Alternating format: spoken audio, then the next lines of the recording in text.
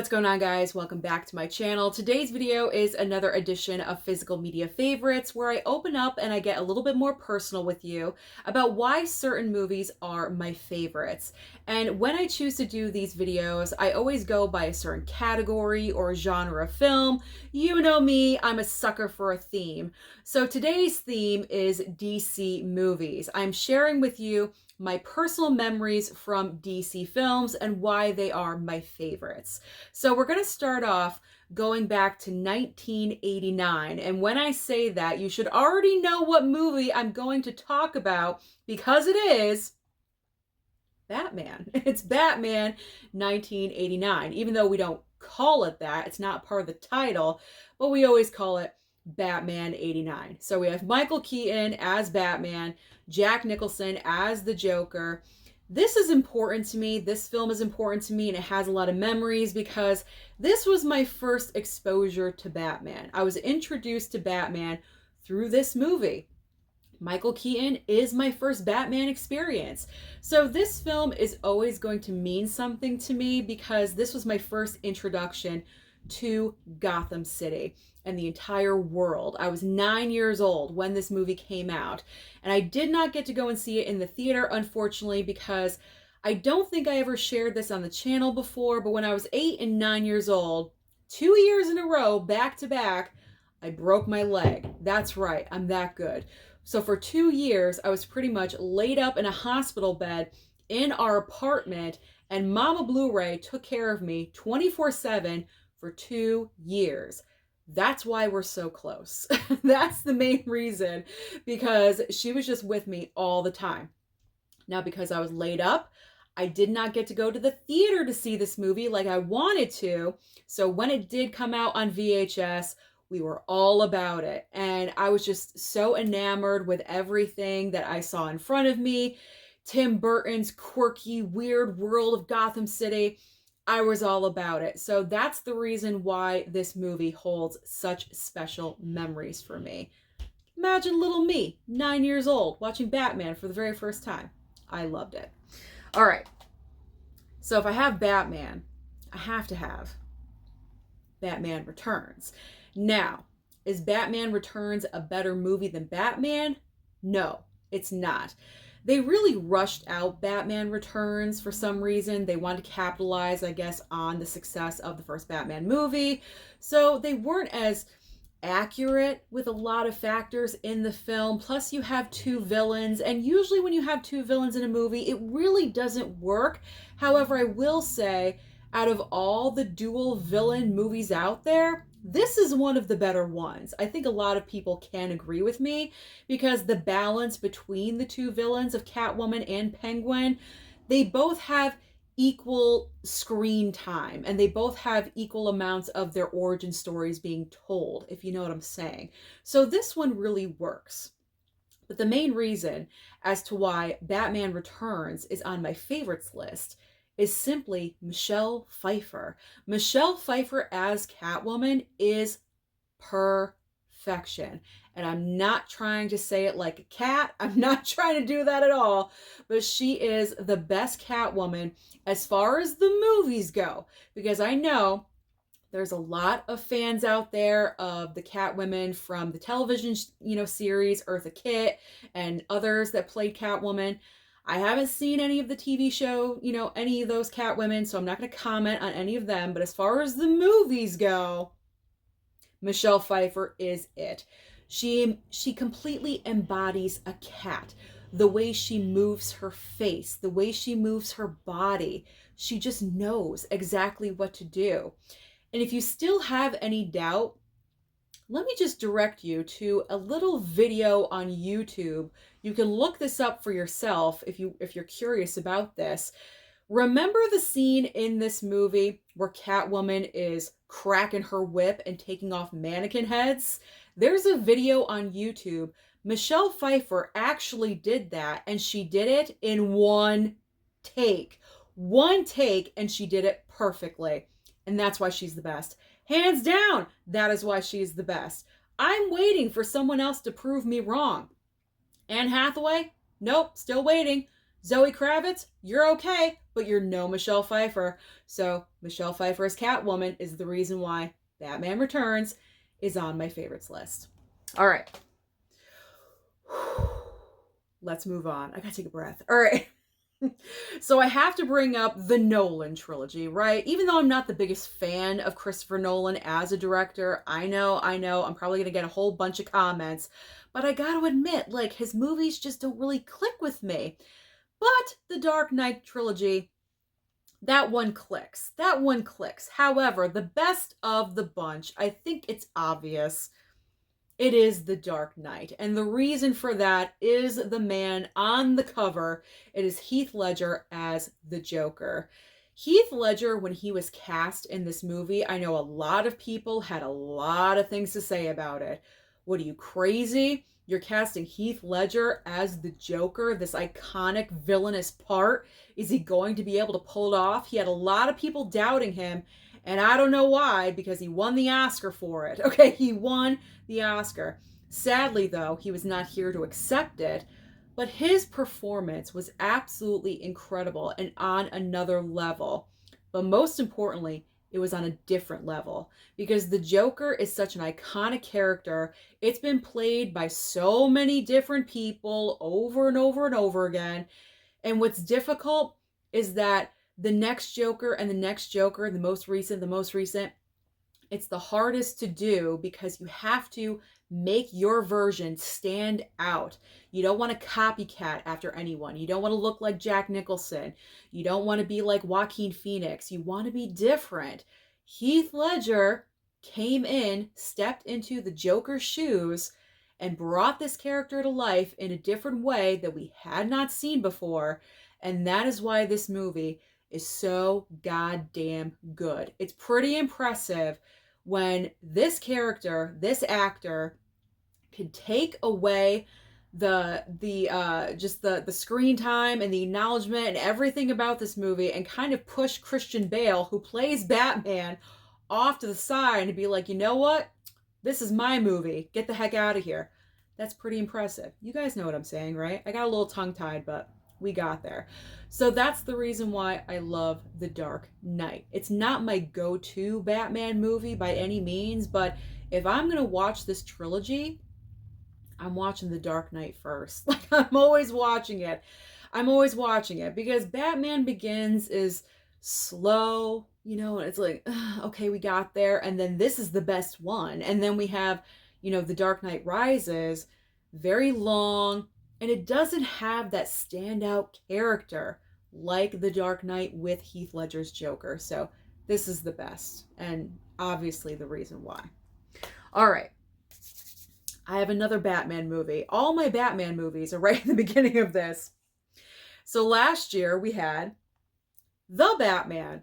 And the reason why this movie is one of my DC favorites is because Robert Pattinson, pretty much for the same reason for Heath Ledger, for him being cast, no one thought he could do it. Everyone was doubting. What, the Twilight Kid? Are you kidding me? But Robert Pattinson has worked extremely hard with his filmography to get beyond Twilight. And he is so much more than Twilight. He is an amazing actor. I went to the theater to see this film. I only went to see it one time. I do regret it because I wish I could have seen it a couple of more times and had that theater experience. It is a longer film. It is almost 3 hours, but what I really enjoy about this movie that none of the other Batman films really did as good as this one was the detective part of Batman. This is a film noir. It feels very much like the movie Seven, and Batman is working with Gordon to try to figure out and piece the clues together. That is what I really love about this film. I also love the fact that we have him as Batman for 95% of the movie. He's wearing the bat suit. We hardly ever see him as just regular Bruce Wayne. So overall, I just really love this film and the different take on the world and on the character of Batman. And I can't wait to see the next one. This was my favorite film of last year. So I'm looking forward to seeing The Batman 2 and what they decide to do with that one. All right, let's switch gears here because in DC we have the Trinity. We have Batman, Superman, and then we have Wonder Woman. So Wonder Woman is on my list because it is my favorite DC movie. Now, it's been a while since I've done a ranking, and probably if I watched all the movies again, this one would probably change. But the last time I did an actual DC ranking video here on my channel, Wonder Woman took the #1 spot. And the reason it is #1 for me and one of the best is because of Gal Gadot. She is Wonder Woman. She is perfect casting. In my mind, no one else could play this part. No one else could play it as good as Gal Gadot. Gal Gadot, I never know how to say her name. Should we call her Gigi? Let's not. All right, so Gal, she's so perfect as Wonder Woman, and that could possibly work against her in the future because unfortunately, going forward with the new DC universe with James Gunn, he's cleaning house and Gal Gadot is not returning as Wonder Woman, unfortunately. So she's so good, it could turn into like a stereotype situation where she really can't find any other work because all they see her as is Wonder Woman because she is so good. But regardless, the reason why this film is #1 for me is because the way it was directed, the way it was constructed, it's beautiful to look at. The action scenes are fantastic, and the music, the score, just everything about it was just so good. So at that time, this was my #1. I'm sure if I watched them all again, this probably would change, but I just really love this movie. So well done. And this is what DC needs to get back to, this kind of film construction for our iconic DC characters. Okay, so we did Batman, we did Wonder Woman, we now have to do Superman, Man of Steel. Man of Steel is on my favorites list because this is, in my opinion, the best origin story for a comic book character. I love the way the entire origin story is laid out. It is familiar yet different and told in kind of just a different way, just a little bit, but we all know the iconic story of Superman and where he came from and how he came to be and how he landed on Earth. But the way that this one was done, I don't know, it's just the best in my opinion. And then you have the performance of Henry Cavill, and he's just so perfect as Superman. And I know I've said the same thing about Christopher Reeve. Christopher Reeve, I mean, love him as he was my first Superman. So I'm always going to have the love and adoration for Christopher Reeve in the 80s as Superman. But recently I watched the box set, and I gotta be honest, I gravitate more towards Henry Cavill. He was just so perfect. The way he looked and just the way he portrayed the character, everything about him was spot on. Again, we're not getting him any further because James Gunn is going off on a different universe and doing his own thing. But personally, I don't think he's going to find anyone that's going to be better than Henry Cavill. I'm sorry, it's just not going to happen. And this Steelbook means a lot to me because with my DC universe where I collect, I always want to collect Steelbooks, and this was one that I was missing, and a subscriber sent this to me. So this one really means a lot to me. So thank you, wherever you are out there, for sending me the Man of Steel Steelbook. And this was my #1 favorite DC film for a while, but then I flipped it and Wonder Woman took over, but this one landed in spot #2, so not too bad. All right, 3 more movies to go. What would this list be without Zack Snyder's Justice League? I think this one is pretty obvious because we were waiting for this for so long. We all know the story. Zack Snyder, his original vision, unfortunately, the tragedy happened in his family. He had to drop out of the project. Joss Whedon stepped in and delivered garbage because the studio got involved, and what was produced, what came out to us, was not what we wanted. A campaign was created We want the Snyderverse. We want Zack Snyder's Justice League. And we made it happen. The public made this happen. And what we got out of this was a 4-hour epic movie of the Justice League with all of the iconic characters done in such a way where it was just on a different level. This is epic. This movie is epic. This movie is so epic, and I'm gonna share with you something extremely embarrassing, but that is the whole point of this video series, right? To get personal, to open up, let you guys know things about myself, so don't judge me. Okay, no judgment. No judgment. Okay, so as we all know, Justice League, Zack Snyder's Justice League, first debuted on HBO Max, and we were all getting so excited about this because this was it. This was the event. We were all waiting for this. So the day it dropped on HBO Max, I woke up early. I woke up early and I started watching it on the app on my phone. And about 20 minutes in, I started crying. I didn't even realize I was crying until I felt a tear run down my cheek. And the reason why, and I know I sound so stupid right now, why were you crying, Susan? You are such an idiot. But the reason why was not because I was sad, but because I was so happy. Because this was completely different than what was given to us. I didn't know what to expect. I didn't know if we were going to get pretty much the same film with like little inserts here and there. But when I saw this was a completely different movie, wow, it was just blowing me away. So that's my embarrassing moment about Zack Snyder's Justice League. Yes, I cried. I cannot help it. I'm an emotional creature. So that is why this movie makes the favorites list. If you make me cry, it's going to be on there. All right. With this next one, you may say, Susan, are you nuts? Are you crazy? The reason why this movie is on my list is only because of one character, and I think you know who it is. Suicide Squad, based solely on Margot Robbie's performance as Harley Quinn. This was our first live-action interpretation of this character, and I didn't really know a lot about Harley Quinn. I got to admit, because I don't read the comics at all. I'm not familiar. I knew basic stuff, but not like super in-depth stuff about the character. But when I saw Margot Robbie's performance as Harley Quinn, she just embraced this character so much, just like Heath Ledger, just like Robert Pattinson.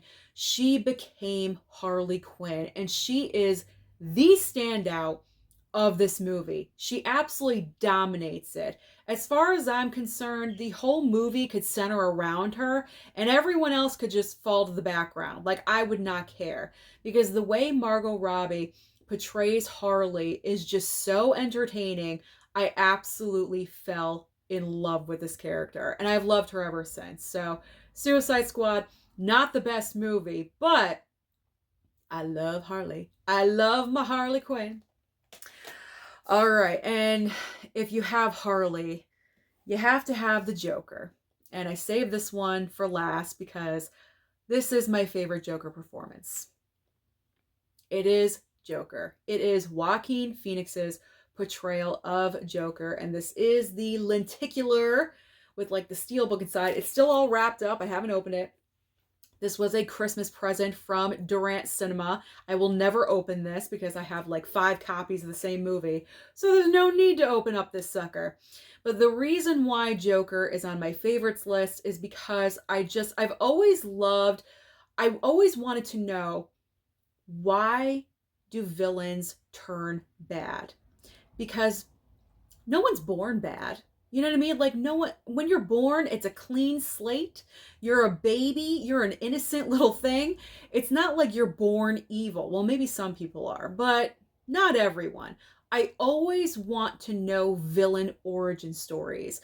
So when Disney put out Cruella, I was ecstatic because we're getting the backstory of Cruella de Vil. Great.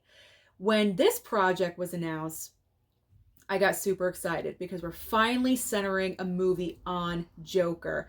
And we got the backstory of this character and why he spirals out of control and how he turns into the Joker. And I thought that the commentary with this film, and I know a lot of people disagree with me, it seems like people love or hate this movie. There really is no in between. A lot of people say it's overrated. Personally, for me, I could watch this again and again. I have no problem with it. But the way Joaquin Phoenix portrays this character is just so amazing. Now, granted, in this movie, we don't get a lot of the Joker side. It's all Arthur Fleck, pretty much. But we're getting there. As the movie goes on, the way he descends into the madness is extremely well done. And just like Heath Ledger, and just like Robert Pattinson and and Margot Robbie as Harley Quinn, he gets lost in that performance, and you can really see him take over as an actor. And the way he portrays this character, much like Heath Ledger, you got to be different, and he portrays him in a completely different way. And as I said, nowadays that is hard to do because this character has been done again and again and again by fantastic actors. So to keep it fresh and to keep it, on a different level, very impressive. And he won the Oscar for a reason. You know what I'm saying? So I love this movie. It's one of the best that DC has ever done.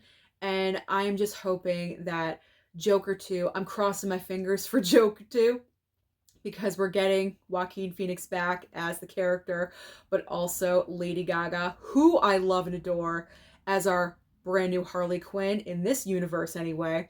So I am just hoping that the sequel is just as good as the original.